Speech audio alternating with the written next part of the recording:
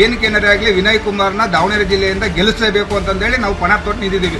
ಒಬ್ಬರು ಸಿದ್ದೇಶ್ವರ ಫ್ಯಾಮಿಲಿ, ಒಂದು SS family, ಎರಡೇ ಕುಟುಂಬದಲ್ಲಿ ಎಲೆಕ್ಷನ್ ಮಾಡ್ಕೊಂತ ಬಂದಿದ್ದಾರೆ. ಈಗಲೂ ಚಿಂತೆ ಇಲ್ಲ, ಅವ್ರಿಗೆ ವಿನಯ್ ಕುಮಾರ್ಗೆ ಕೊಡ್ರಿ ಅಂತಂದೇಳಿ ನಾವು ಒತ್ತಾಯ ಮಾಡ್ತೀವಿ. ಆದ್ರೆ ವಿನಯ್ ಕುಮಾರ್ನೇ ದುಡ್ಡು ಹಾಕ್ಬೇಕು ಅಂತಿಲ್ಲ. ಎಲ್ಲ ಒಟ್ಟು ಕರ್ನಾಟಕದ ಏನೇ ಸಮಸ್ಯೆಗಳಿದ್ರು ಎತ್ತಿ ತೋರ್ಸಂತ ಒಬ್ಬ ಯುವಕ ಅಲ್ಲಿ ಹೋಗಿ ಮಾತಾಡ್ತಾನೆ ಅನ್ನೋದು ನಮ್ಮ ಅನಿಸಿಕೆ. ಹಿಂದುಳಿದ ವರ್ಗದವರಿಗೆ ಈ ಸರಿ ಟಿಕೆಟ್ ಕೊಡಬೇಕು. ಈಗ ಬರೀ ಎರಡೇ ಫ್ಯಾಮಿಲಿಗೆ 2 ಪಕ್ಷಗಳು ಅಡಬಿದ್ದಿದ್ದಾವ ಅನ್ನೋದು ಒಂದು ಮನವರಿಕೆ ಮಾಡ್ಕೋಬೇಕಾಗುತ್ತೆ. ಯಾಕೆಂದ್ರೆ ನಮ್ಮ ಅಹಿಂದ ಶಕ್ತಿ ಏನೈತೆ ಅಂತಂದೇಳಿ ಈ ಜಿಲ್ಲೆಯಿಂದಲೇ ಗೊತ್ತಾಗಬೇಕು. ನೀವು ಪಕ್ಷೇತರರಾಗಿಲ್ರಿ. ದಾವಣಗೆರೆ ಲೋಕಸಭಾ ಕ್ಷೇತ್ರದ ಚನ್ನಗಿರಿ ವಿಧಾನಸಭಾ ಕ್ಷೇತ್ರದಲ್ಲಿ ನಾವು ಇನ್ನೇನು ಆಗಮಿಸಿದ್ವಿ. ಇಲ್ಲಿ ಅಹಿಂದ ವರ್ಗದ ನಾಯಕರಾದಂಥ AC ಚಂದ್ರಣ್ಣ ಅವರು ನಮ್ಮೊಂದಿಗೆ ಇದ್ದಾರೆ. ಅವರ ಅಭಿಪ್ರಾಯವನ್ನು ಕೇಳೋಣ ಬನ್ನಿ. ಸರ್, ಈಗ ದಾವಣಗೆರೆ ಲೋಕಸಭಾ ಕ್ಷೇತ್ರಕ್ಕೆ ಕಾಂಗ್ರೆಸ್ ಪಕ್ಷದಿಂದ ಪ್ರಭಾ ಮಲ್ಲಿಕಾರ್ಜುನ್ಗೆ ಟಿಕೆಟ್ ಘೋಷಣೆ ಆಗಿತ್ತೆ. ಈ ಹಿಂದೆ ವಿನಯ್ ಕುಮಾರ್ GB ಅವರು ಒಂದು ವರ್ಷದಿಂದ ಪಾದಯಾತ್ರೆ ಮಾಡಿ ಸುಮಾರು 300-350 ಹಳ್ಳಿಗಳನ್ನು ಸುತ್ತಾಟ ಮಾಡಿ 600ರಿಂದ 700 ಕಿಲೋಮೀಟರ್ ಪಾದಯಾತ್ರೆ ಮಾಡಿದ್ದಾರೆ. ಅವರಿಗೆ ಕಾಂಗ್ರೆಸ್ ಪಕ್ಷ ಟಿಕೆಟ್ ಕೊಟ್ಟೇ ಕೊಡತ್ತಂತೇಳಿ ಒಂದು ನಂಬಿಕೆ ಇತ್ತು. ಕೊನೆಗಳಲ್ಲಿ ಆ ಟಿಕೆಟ್ ಅನ್ನ ಪ್ರಭಾ ಮಲ್ಲಿಕಾರ್ಜುನ್ ಅವರಿಗೆ ಹೋಗಿತ್ತೆ. ಅದ್ರ ಬಗ್ಗೆ ನಿಮ್ಮ ಅಭಿಪ್ರಾಯ ಏನಿದೆ ಸರ್? ಸರ್, ನಾವು ಈಗ ಪ್ರಭಾ ಮಲ್ಲಿಕಾರ್ಜುನ್ ಟಿಕೆಟ್ ಸಿಕ್ಕಿರೋದು ನಾವು ಖಂಡಿಸ್ತೀವಿ. ಯಾಕೆಂದ್ರೆ ಈ ದಾವಣಗೆರೆ ಜಿಲ್ಲೆಯಲ್ಲಿ ಇಷ್ಟು ಈಗ ಚೆನ್ನಯ್ಯ ಒಡೆಯರ್ ಕಾಲದಿಂದಲೂ ಹಿಡಿದು ಇಲ್ಲೇವರೆಗೂ ಸತ ಅಹಿಂದ ವರ್ಗದವರಿಗೆ ಮತದಾನ ಇದು ಸಿಕ್ಕಿಲ್ಲ, ಟಿಕೆಟ್ ಸಿಕ್ಕಿಲ್ಲ.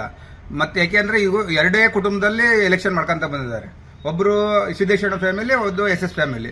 ಈಗ ಬರೀ ಎರಡೇ ಫ್ಯಾಮಿಲಿಗೆ 2 ಪಕ್ಷಗಳು ಅಡಬಿದ್ದಿದ್ದಾವ ಅನ್ನೋದು ಒಂದು ಮನವರಿಕೆ ಮಾಡ್ಕೋಬೇಕಾಗುತ್ತೆ. ಯಾಕೆಂದ್ರೆ ಇಲ್ಲಿ ಕಾಂಗ್ರೆಸ್ ಪಕ್ಷ ನೆಲ ಕಚ್ಚಿರೋ ಟೈಮ್ನಲ್ಲಿ ಒಬ್ಬ ಹುಡುಗ ಬಂದು ನಾವು ಈ ಜಿಲ್ಲೆಗೆ ಅದೀವಿ, ಕಾಂಗ್ರೆಸ್ ಪಕ್ಷ ಎಷ್ಟು ಗಟ್ಟಿಯಾಗಿತ್ತು ಅನ್ನೋದನ್ನ ಸಂಘಟನೆ ಮಾಡಿ ಪ್ರತಿಯೊಂದು ಮನೆಗೂ ತಲುಪಿಸೋ ಮಟ್ಟಕ್ಕೆ ಪದಯಾತ್ರೆ ಮಾಡಿ ಅವ್ರಿಗೆ ಇನ್ನೇನು ಟಿಕೆಟ್ ಸಿಗುತ್ತೆ ಅಂತಂದ್ರೆ ಎಲ್ಲ ಹಿಂದುಳಿದ ವರ್ಗದವರು ಸಹ ನಂಬಿಕೆ ಇಟ್ಕೊಂಡಿದ್ವಿ. ಆದ್ರೆ ಈಗ ಅವ್ರಿಗೆ ಟಿಕೆಟ್ ತಪ್ಪಿರೋದು ಬಹಳ ದುಃಖದ ಸಂಗತಿ ಆಗಿದೆ. ಕೊನೆಗಳಲ್ಲಿ ಟಿಕೆಟ್ B ಫಾರಂ ಏನಾದ್ರು ಚೇಂಜ್ ಆಗಬಹುದಾ? ಈಗ ನಾವು ಒತ್ತಡ ಮಾಡ್ತಿರೋದು ಅದೇ. ಈ ಬಾರಿ ನಮ್ಮ ಸಿದ್ದರಾಮಯ್ಯನವರು ಅಹಿಂದ ನಾಯಕರಿದ್ದಾರೆ. ಈ ಹಿಂದುಳಿದ ವರ್ಗದವರಿಗೆ ಈ ಸರಿ ಟಿಕೆಟ್ ಕೊಡಬೇಕು. ಹಾಗೂ ಇಲ್ಲಿ ಈ ಜನಾಂಗ ಜಾಸ್ತಿ ಇದೆ. ಯಾಕೆಂದ್ರೆ ಹಿಂದುಳಿದ ವರ್ಗದವರು ಬಹುಜನ ಸಂಖ್ಯಾತರಾದಂತ ದಲಿತರಿದ್ದಾರೆ, ಮುಸ್ಲಿಮ್ಸ್ ಇದ್ದಾರೆ, ಕುರುಬರಿದ್ದಾರೆ. ಎಲ್ಲಾ ಜನಾಂಗರು ಸೇರಿದೆ. ಹೆಚ್ಚು ಕಮ್ಮಿ 8ರಿಂದ 9 ಲಕ್ಷ ನಮ್ಮ ಬ್ಯಾಕ್ವರ್ಡ್ ಮತದಾರರೇ ಇದ್ದಾರೆ. ಅವರೇನು 2 ಕುಟುಂಬದವರು ಸತ ಅವರು ಮುಂದುವರೆದ ಸಮಾಜದವರು ಇದ್ದಾರೆ. ಎರಡೂ ಕುಟುಂಬದವರು ನಿಂತ್ಕೊಂಡಿದ್ದಾರೆ. ಹಾಗಾಗಿ ನಾವು ವಿನಯ್ವರೆಗೂ ಹೇಳ್ತಿದೀವಿ, ಜನಗಳ ಅಭಿಪ್ರಾಯಗಳು ಕೇಳ್ಕೊಳ್ರಿ ಅಂತಂದು ಹೇಳಿ. ಜನಗಳ ಅಭಿಪ್ರಾಯ ಇರೋದೇನದಂದ್ರೆ, ನೀವು ಪಕ್ಷೇತರರಾಗಿಲ್ರಿ, ಇದು ಈ ಸರಿ ಅಹಿಂದ ವರ್ಗದವ್ರು ಗೆಲ್ಲೇಬೇಕು, ನಾವು ಹೋರಾಟ ಮಾಡಬೇಕು, ನಮ್ಮ ಅಹಿಂದ ಶಕ್ತಿ ಏನೈತೆ ಅಂತಂದೇಳಿ ಈ ಜಿಲ್ಲೆಯಿಂದಲೇ ಗೊತ್ತಾಗಬೇಕು. ನಿಜವಾದ ಸಿದ್ದರಾಮಯ್ಯ ಅಹಿಂದ ನಾಯಕರೇ ಆಗಿದ್ರೆ ಈಗಲೂ ಕಾಲ ಮಿಂಚಿಲ್ಲ. ಯಾಕೆಂದ್ರೆ ಇನ್ನೂ ಟಿಕೆಟ್ B ಫಾರಂ ಸಿಕ್ಕಿಲ್ಲ. ಹೆಸರು ಘೋಷಣೆ ಆಗಿರಬಹುದು, B ಫಾರಂ ಇನ್ನೂ ಕೊಟ್ಟಿಲ್ಲಲ್ವಾ. ಈಗಲೂ ಚಿಂತೆ ಇಲ್ಲ, ಅವ್ರಿಗೆ ವಿನಯ್ ಕುಮಾರ್ಗೆ ಕೊಡ್ರಿ ಅಂತಂದೇಳಿ ನಾವು ಒತ್ತಾಯ ಮಾಡ್ತಾ ಇದೀವಿ. ಸರ್, ಈಗ ನೀವು ಅಹಿಂದ ವರ್ಗದ ನಾಯಕರಿದ್ದೀರಾ, ಈ ತಾಲೂಕು ಚನ್ನಗಿರಿ ತಾಲೂಕಿನ ಅಧ್ಯಕ್ಷರಾಗಿದ್ದೀರಾ. ಈ ಜಿಲ್ಲೆಗೆ ನೀವು ಇನ್ನೂ 6 ತಾಲೂಕಿನ 7 ತಾಲೂಕು ಬರ್ತವೆ.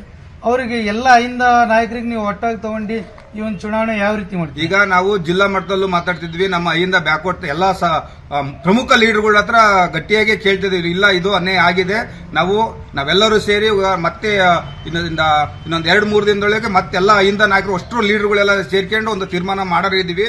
ಈ ಬಾರಿ ಏನಕ್ಕೆ ಏನಾರೇ ಆಗಲಿ ವಿನಯ್ ಕುಮಾರ್ನ ದಾವಣಗೆರೆ ಜಿಲ್ಲೆಯಿಂದ ಗೆಲ್ಲಿಸಲೇಬೇಕು ಅಂತಂದೇಳಿ ನಾವು ಪಣ ತೊಟ್ಟು ನಿಂತಿದ್ದೀವಿ.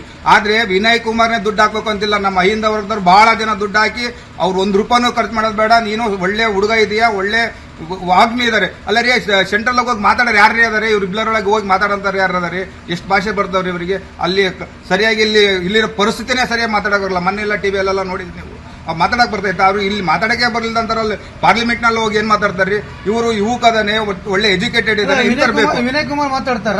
ವಿನಯ್ ಕುಮಾರ್ 3-4-5 ಭಾಷೆ ಮಾತಾಡ್ತಾರ. ಅವರು ಎಲ್ಲ ಒಟ್ಟು ಕರ್ನಾಟಕದ ಏನೇ ಸಮಸ್ಯೆಗಳಿದ್ರು ಎತ್ತಿ ತೋರ್ಸಂತ ಒಬ್ಬ ಯುವಕ ಅಲ್ಲಿ ಹೋಗಿ ಮಾತಾಡ್ತಾನೆ ಅನ್ನೋದು ನಮ್ಮ ಅನಿಸಿಕೆ.